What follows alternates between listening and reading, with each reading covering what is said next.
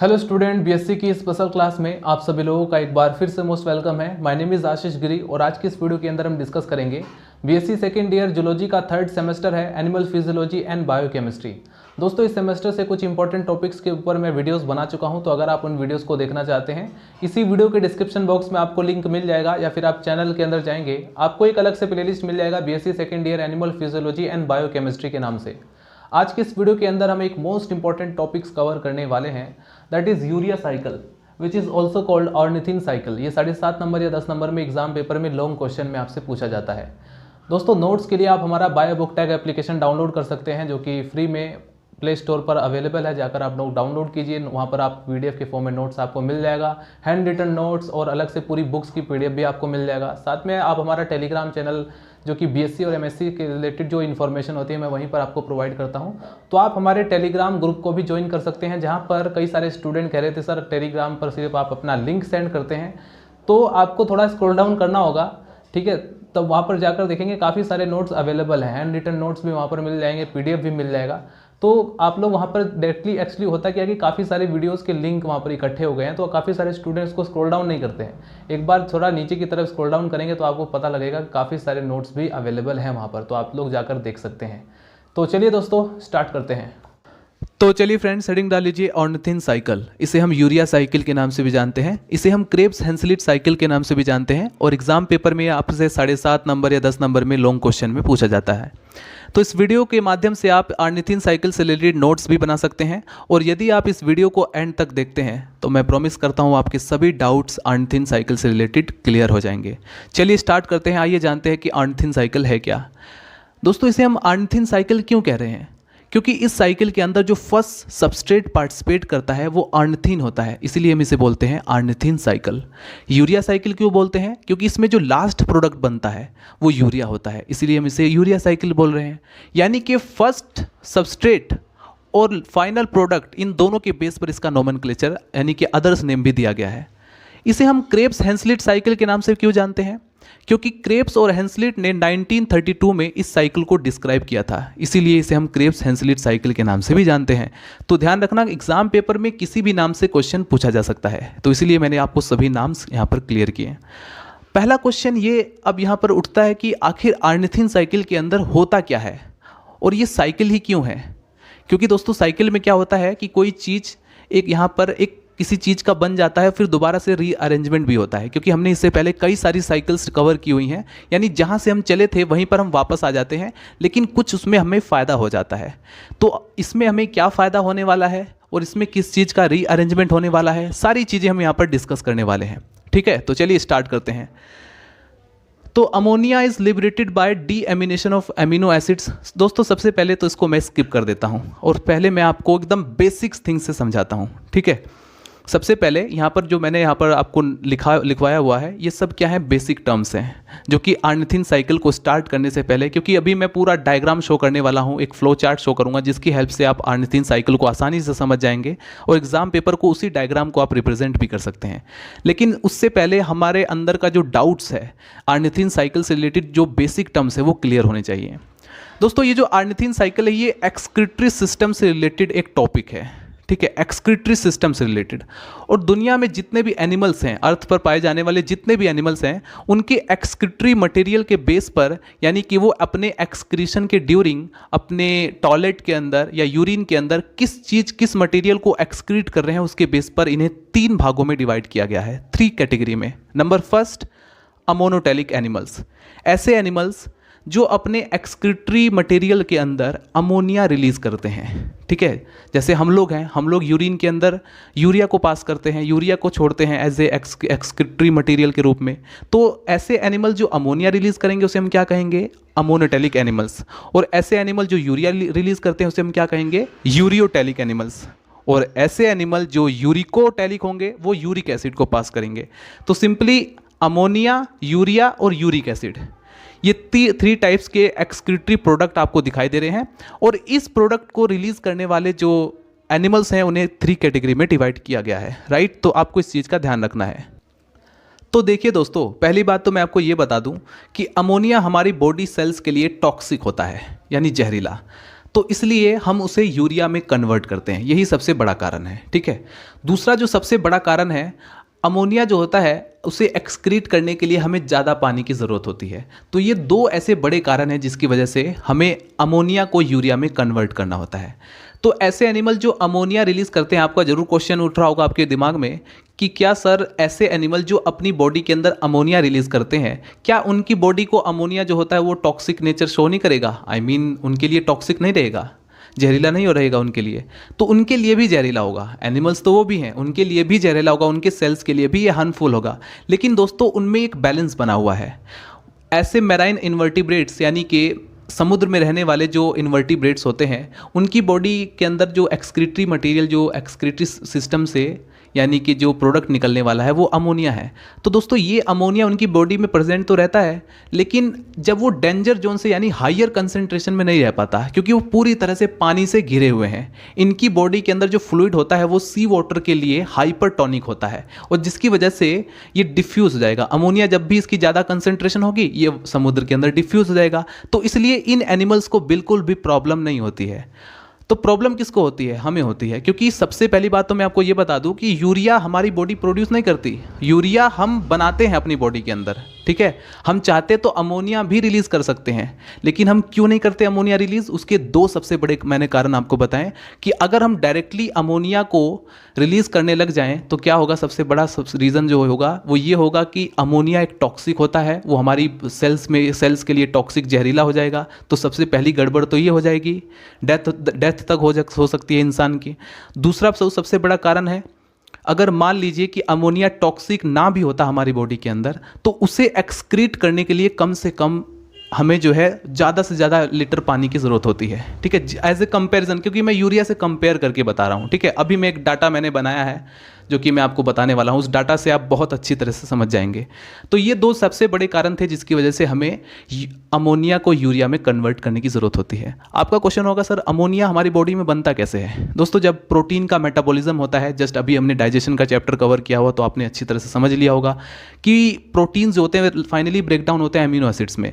तो प्रोटीन के जब मेटाबॉलिज्म होगा तो अमीनो एसिड्स बनेंगे। अब ये जो अमीनो एसिड्स हैं, जब इनका डी एमिनेशन होगा तो फ्री अमोनिया रिलीज हो जाएंगे। अब ये अमोनिया हमारी बॉडी के लिए टॉक्सिक हो सकते हैं। और ध्यान रखना, एक दिन में एक इंसान, ये मैं डाटा आपको बता रहा हूँ, एक एडल्ट जो होता है वो 25 ग्राम यूरिया एक्सक्रीट करता है। ठीक है, एक एवरेज बताया गया है।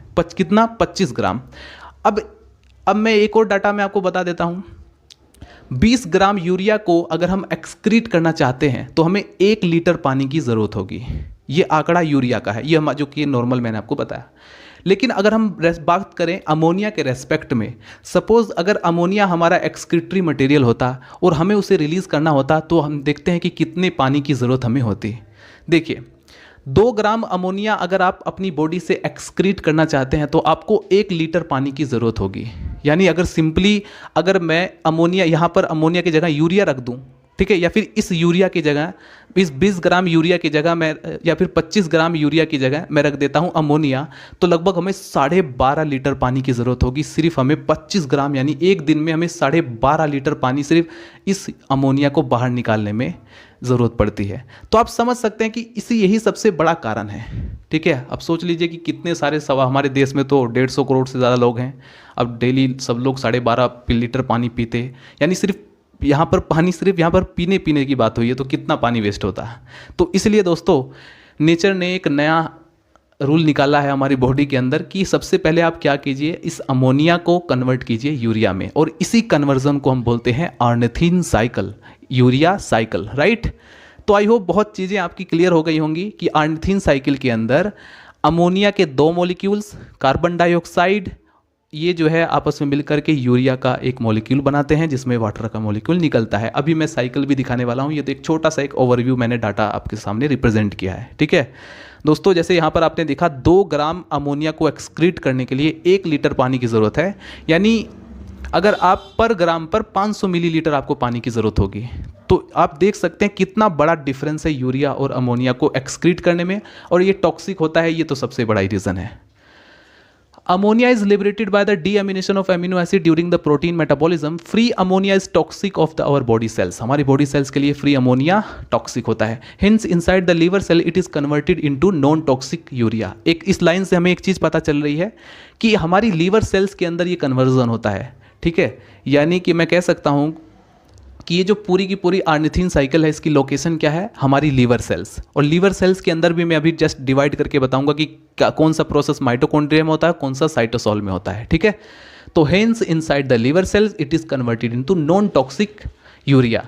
यानी कि ये जो अमोनिया है ये टॉक्सिक होता है, इसे हम नॉन टॉक्सिक में कन्वर्ट करेंगे यानी कि यूरिया में। The mechanism involve in the formation of urea constitute ornithine arginine cycle. इसे हम ऑर्निथिन आर्जिनिन साइकिल के नाम से भी जानते हैं। An important amino acids ornithine occurs freely in the liver cells. हमारी लीवर सेल्स के अंदर ये जो अमीनो एसिड्स है ऑर्निथिन, ये फ्रीली प्रेजेंट रहती है। It forms the starting point in the chain of ornithine cycle, ठीक है। तो ऑर्निथिन यहाँ पर मैं अभी जस्ट दिखाने वाला हूँ साइकिल में, जिसमें आप अच्छी तरह से समझ जाएंगे। अभी आप फिलहाल नोट डाउन करते रहें। Ornithine cycle was describe the Krebs Henseleit in 1932। ये मैं कुछ मेजर ऐसे पॉइंट्स है जिसके बेस पर आप इंट्रोडक्शन देंगे एग्जाम पेपर में, ठीक है। क्योंकि इंट्रोडक्शन देने के बाद आप, क्योंकि हमें कम से कम अगर लॉन्ग क्वेश्चन है, लॉन्ग क्वेश्चन में आपसे पूछा जा रहा है 10 नंबर या 7.5 नंबर में, तो कम से कम आपको 4 से 5 पेज तो आप भरोगे। तो कम से कम एक पेज आपका इंट्रोडक्शन में जाना चाहिए। दूसरे पेज में आप उस पूरी की पूरी साइकिल को एक्सप्लेन करेंगे। तीसरे पेज पे आप पूरी साइकिल ही दिखा देंगे, रिप्रेजेंट कर देंगे, आउटलाइन शो कर देंगे, ठीक है। तो इस तरह से आपका पूरा अच्छे से समझना होगा। और साइकिल मैंने आपको कहा है कि जब भी आप एग्जाम पेपर में साइकिल रिप्रेजेंट करते हैं तो उसका आपको बेनिफिट मिलता है, ठीक है। साइकिल जरूर, ऐसे क्वेश्चन जिसमें साइकिल्स पूछी गई हैं उसको आप ज़रूर अटेम्प्ट करो, ठीक है। आगे बढ़ते हैं। दे डेमोन्स्ट्रेट, इन दोनों साइंटिस्ट ने क्या किया था, action of arginase in urea formation by the slice of rat liver, यानी चूहे के जो लीवर है, यकृत है, उसके अंदर इन्होंने डेमोन्स्ट्रेट किया था। तो ये था पूरा प्रोसीजर। अब मैं डायरेक्टली आपको साइकिल दिखाता हूँ, तो अभी आप इसको फटाफट नोट कीजिए दोस्तों। तो आइए दोस्तों समझते हैं ऑर्निथिन साइकिल का पूरा कंप्लीट आउटलाइन। यहाँ पर आप देख सकते हैं ऑर्निथिन साइकिल या यूरिया साइकिल का पूरा आउटलाइन यहाँ पर रिप्रेजेंट किया गया है। यही डायग्राम या यही आउटलाइन आप अपने एग्जाम पेपर की जो रिटन कॉपी है उसमें रिप्रेजेंट कर सकते हैं। यहाँ पर आप थोड़ी सी थ्योरी लिखी हुई है जिसे आप याद कर सकते हैं, क्योंकि इन्हीं थ्योरी के बेस पर आप लगभग 3-4 पेज भी लिख सकते हो। तो मेन चीज़ क्या है कि आप इस आउटलाइन को अच्छे से समझ जाएँ कि किस स्टेप में क्या हो रहा है। बेसिकली यूरिया साइकिल जो होती है वो 4 स्टेप्स में कंप्लीट होती है। इन सभी स्टेप्स में हम देखेंगे कि क्या क्या फिनोमिना हो रहा है, यानी कि क्या क्या यहाँ पर कन्वर्जन्स हो रहे हैं और किन किन एंजाइम्स की प्रेजेंटेशन में हो रहे हैं और कहाँ पर एनर्जी कंज्यूम हो रहा है, ठीक है। इन सारी चीज़ों को हम ध्यान से रखेंगे। तो चलिए स्टार्ट करते हैं। आपका पूरा फोकस इस बोर्ड पर होना चाहिए। तो 1 मिनट के लिए या 2 मिनट के लिए आप अपना पूरा फोकस इस बोर्ड पर डाल दीजिए ताकि आप अच्छे से समझ सकें। देखिए दोस्तों, सबसे पहले होता क्या है, जब प्रोटीन का मेटाबॉलिज्म होता है तो प्रोटीन के मेटाबॉलिज्म में उसका जो एंड प्रोडक्ट है वो अमाइनो एसिड्स में बन जाता है। यानी जब भी हमारी बॉडी के अंदर प्रोटीन का डाइजेशन होगा तो वो अमाइनो एसिड्स में ब्रेक डाउन हो जाएगा। अब ये जो अमाइनो एसिड्स है, जब इसका डीएमिनेशन होगा तो इससे फ्री हो जाते हैं NH3 मॉलिक्यूल, ठीक है। तो यानी कि अमीनो एसिड्स के डीएमिनेशन से NH3 यहाँ पर हमें मिल गया है, अमोनिया हमें मिल गया है। दूसरी तरफ जब कार्बोहाइड्रेट्स का मेटाबॉलिज्म होगा तो इससे कार्बन डाइऑक्साइड फ्री हो जाता है। अब ये जो कार्बन डाइऑक्साइड है ये इनएक्टिव फॉर्म में होता है, तो हमें ज़रूरत है कि इसको एक्टिव फॉर्म में कन्वर्ट करें, ठीक है। तो अब ये एक्टिव फॉर्म में कन्वर्ट होने के लिए हमें क्या क्या ज़रूरतें होती हैं, हमें बायोटीन की ज़रूरत है, हमें N-एसिटाइल ग्लूटामिक एसिड की ज़रूरत है, हमें ATP की ज़रूरत है। और इन सब की प्रेजेंटेशन में ये जो इनएक्टिव कार्बन डाइऑक्साइड है ये एक्टिव कार्बन डाइऑक्साइड में कन्वर्ट हो जाता है। अब होता क्या है, अब ये जो NH3 है और कार्बन डाइऑक्साइड है ये आपस में कंबाइन करते हैं और एक कंपाउंड फॉर्म करते हैं जिसका नाम है कार्बामोइल फॉस्फेट। कार्बामोइल फॉस्फेट जो होता है ये कार्बामोइल फॉस्फेट सिंथेटेज एंजाइम की प्रेजेंटेशन में काम करता है, ठीक है। ध्यान रखना कि ये बनता कब होगा, ये किस एंजाइम की प्रेजेंटेशन पे बनता है, ये इसके नाम से ही आपको याद आ जाएगा। जैसे इसका नाम क्या है, जो कंपाउंड बना, जो प्रोडक्ट बना है उसका नाम क्या है, कार्बामोइल फॉस्फेट। तो इसी के बेस पर आप लिख सकते हैं इसके एंजाइम का नाम carbamoyl phosphate synthetase enzyme, correct. ये जो प्रोसेस आप देख रहे हैं NH3 का कार्बन डाइऑक्साइड से मिल करके कार्बामोइल फॉस्फेट बनना, ये एक एनर्जी कंज्यूमिंग प्रोसेस है। दैट मीन्स इसमें हमें एनर्जी की रिक्वायरमेंट है। तो हम यहाँ पर 2 ATP अपने खर्च करते हैं और ये जो ATP है ये अपने 2 फॉस्फेट ग्रुप डोनेट कर देंगे, इससे कन्वर्ट हो जाएंगे ATP में। तो यहाँ पर हमें 2 ATP मिल जाएंगे, ठीक। 2 ATP से 2 ADP मिल जाएंगे, यहाँ पर आप 2 लिख सकते हैं। अब देखिए ये था पहला स्टेप, ठीक है, पहला स्टेप क्या है, फॉर्मेशन ऑफ कार्बोमाइल फॉस्फेट, जो कि हमने यहाँ पर बना लिया है। अब यहाँ पर भी आप देख सकते हैं थ्योरी के अकॉर्डिंग भी कि इसमें अमोनियम आयन और बाइकार्बोनेट आयन, क्योंकि बाइकार्बोनेट मतलब एक्टिव में हमने कन्वर्ट कर दिया है कार्बन डाइऑक्साइड को। अब ये कन्वर्ट होकर के बनाता है कंबाइन करके कार्बोमाइल फॉस्फेट। ठीक, एंजाइम्स कौन सा काम करता है इसमें, कार्बोमाइल फॉस्फेट सिंथेटेज एंजाइम जो है वो यहाँ पर वर्क करता है। उसके बाद एक चीज़ और आप ध्यान रखेंगे, मैग्नीशियम आयन जो होता है इसकी भी ज़रूरत होती है यहाँ पर, और कुछ डाई कार्बोक्सिलिक एसिड जैसे for example N acetyl glutamate जो कि जस्ट मैंने अभी आपको बताया था, और एटीपी की ज़रूरत होती है ताकि ये कार्बन डाइऑक्साइड एक्टिव हो सके, राइट। और फाइनली हमारे पास ये प्रोडक्ट बनता है जिसका नाम है कार्बोमाइल फॉस्फेट। ये था पहला स्टेप। अब हम बढ़ते हैं सेकंड स्टेप पे। सेकंड स्टेप में क्या होता है, सिंथेसिस ऑफ सिट्रुलिन। हमें सिट्रुलिन को सिंथेसिस करना है, तो कैसे बनेगा। ये जो आप देख रहे हैं कार्बोमाइल फॉस्फेट जो कि फर्स्ट स्टेप में बना था, ये कंबाइन करेगा अब ऑर्निथिन के साथ। ठीक है, अब ये पहला सबस्ट्रेट है जिससे ये कंबाइन कर रहा है, इसीलिए इसका नाम पड़ गया था ऑर्निथिन साइकिल। तो ऑर्निथिन कार्बोमाइल फॉस्फेट के साथ जब कंबाइन करता है तो इसमें एक एंजाइम हेल्प करता है जिसका नाम है ऑर्निथिन ट्रांस कार्बोमाइलेज। ठीक है, ऑर्निथिन ट्रांस कार्बोमाइलेज, या फिर एक और इसका नाम है, क्योंकि ये जो एंजाइम्स आप देख रहे हैं ये इसके प्रोडक्ट के बेस पर भी इसका नाम दिया गया है। ठीक है, सिट्रुलिन सिंथेसिस भी आप कह सकते हैं। ठीक है, सिट्रुलिन सिंथेस भी आप इसे कह सकते हैं इस एंजाइम की जगह। ठीक है, तो दोनों एंजाइम जो भी आपको याद हो वो आप लिख सकते हैं। तो ये जो ऑर्निथिन है ये अपना इनऑर्गेनिक फॉस्फेट जो होगा वो लूज़ करेगा अब, क्योंकि यहाँ पर आपने देखा था कि फॉस्फेट ग्रुप ये लेता है, जैसा कि आप इस पर नाम से ही पता चल रहा है आपको, कार्बोमाइल फॉस्फेट यानी कि इसके पास फॉस्फेट ग्रुप है। अब ये लूज़ करेगा, ठीक, और ऑर्निथिन के साथ कंबाइन करके इनऑर्गेनिक फॉस्फेट लूज़ करेगा इस एंजाइम की प्रेजेंटेशन में। अब ये बनाता है सिट्रुलिन। ठीक, तो दोस्तों अब हम पहुँच चुके हैं सिट्रुलिन के पास, और सिट्रुलिन ये हमारा सेकेंड स्टेप खत्म होता है। यहाँ पर एक चीज़ आपको ध्यान रखना है, क्या, अभी तक जितना प्रोसेस हो रहा था सबका सब माइटोकॉन्ड्रिया के अंदर हो रहा था। माइटोकॉन्ड्रिया, ये जो सिट्रुलिन होता है ये माइटोकॉन्ड्रिया के लिए परमिएबल है, तो ये माइटोकॉन्ड्रिया से अब कहाँ पर आ जाएगा, ये एंटर करेगा साइटोसोल के अंदर। तो एक चीज़ ध्यान रखना कि अभी तक जो भी हमने प्रोसेस देखा सब कहाँ पर हो रहा था, माइटोकॉन्ड्रिया में। अब कहाँ पर होगा, अब होगा साइटोसोल में। तो ये जो यूरिया साइकिल है ये हम कह तो ज़रूर हैं कि ये हमारी लीवर सेल्स में होती है, लेकिन लीवर सेल्स में भी कहाँ पर, जैसे लीवर सेल्स के अंदर हम एंटर करते हैं तो कई सारी सेल्स हैं, तो अब जो सेल्स हैं सेल्स के अंदर ये जो है माइटोकॉन्ड्रिया और साइटोसोल, इन दो जगह पर ये पूरा का पूरा यूरिया साइकिल कंप्लीट होता है, राइट। तो क्वेश्चंस किसी भी बेस पर बनाकर एमसीक्यूज़ में किसी भी तरीके से दिया जा सकता है, इसलिए मैं सब कुछ आपको बताता रहता हूँ, क्लियर करता रहता हूँ। तो देखिए अब ये जो सिट्रुलिन है, अब आगे बढ़ते हैं क्योंकि ये तो सेकेंड स्टेप हमारा कंप्लीट हो गया है। थर्ड स्टेप क्या है, थर्ड स्टेप है सिंथेसिस ऑफ आर्जिनोसक्सिनिक एसिड। अब दोस्तों इसमें होगा क्या, ये जो सिट्रुलिन है ये एस्पार्टिक एसिड के साथ कंबाइन करेगा। एस्पार्टिक एसिड बेसिकली क्या करता है, ये एमिनो ग्रुप को डोनर का काम करता है। ठीक है, ये अपना एमिनो ग्रुप डोनेट कर देता है। ठीक, और ये एक हाई कंज्यूमिंग प्रोसेस है, बहुत ही ज़्यादा एनर्जी की रिक्वायरमेंट है, तो इसीलिए यहाँ पर एटीपी जो होता है वो एएमपी में कन्वर्ट हो गया। इसका मतलब समझ रहे हैं आप, एटीपी यानी एडिनोसिन ट्राइफॉस्फेट, यहाँ पर क्या हुआ था, एटीपी यानी एडिनोसिन ट्राइफॉस्फेट, यानी ट्राई मीन्स तीन फॉस्फेट ग्रुप, यहाँ पर क्या है एडिनोसिन डाइफॉस्फेट यानी कि 2 फॉस्फेट ग्रुप, यानी कि इनका सिर्फ एक फॉस्फेट ग्रुप छिना था। अगर 2 मॉलिक्यूल है तो यानी 2 फॉस्फेट ग्रुप की जरूरत पड़ी, यानी 2 फॉस्फेट ग्रुप छिन गए जिससे कि ये बन गया एटीपी। लेकिन यहाँ पर आप समझ रहे हैं, यहाँ पर है एटीपी यानी एडिनोसिन ट्राइफॉस्फेट कन्वर्ट हो गया एडिनोसिन मोनोफॉस्फेट, यानी एक ही एटीपी में से 2 फॉस्फेट ग्रुप गायब। इतनी एनर्जी हमें रिक्वायर्ड हुई थी, करेक्ट।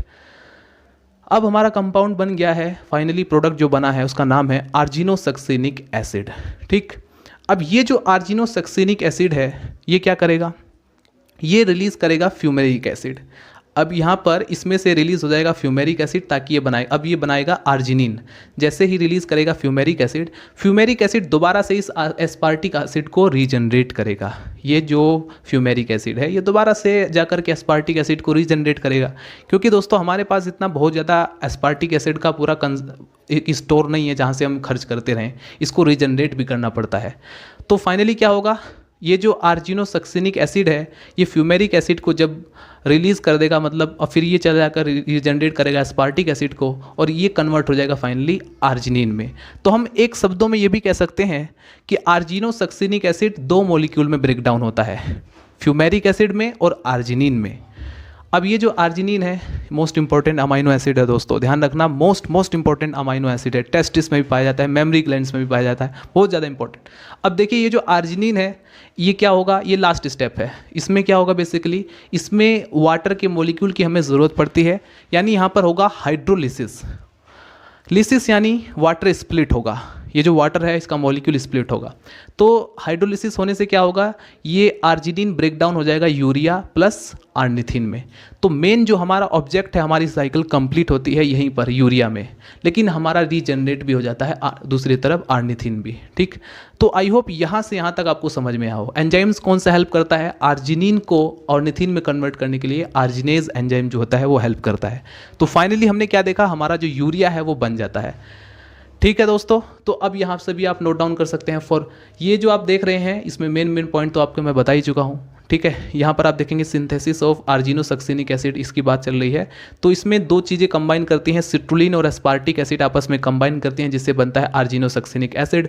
और फिर इसमें Mg2+ जो होता है वो कोफैक्टर की तरह वर्क करता है, और एंजाइम्स जो भी वर्क करता है वो आप यहाँ पर लिखा हुआ है। ठीक है दोस्तों, तो फाइनली दोस्तों होता क्या है, ये जो यूरिया है ये ब्लड स्ट्रीम से होता हुआ, हमारे जो ब्लड स्ट्रीम है वहाँ से होता हुआ डायरेक्टली पहुँच जाएगा किडनी में। किडनी में जाकर के फिर वहाँ पर ये हमारे यूरिन से यूरिया सारा का सारा पास हो जाएगा। ठीक है, यूरिन के थ्रू बाहर निकल जाएगा, एक्सक्रीटरी वेस्ट प्रोडक्ट है हमारा तो इसलिए बाहर निकल जाएगा।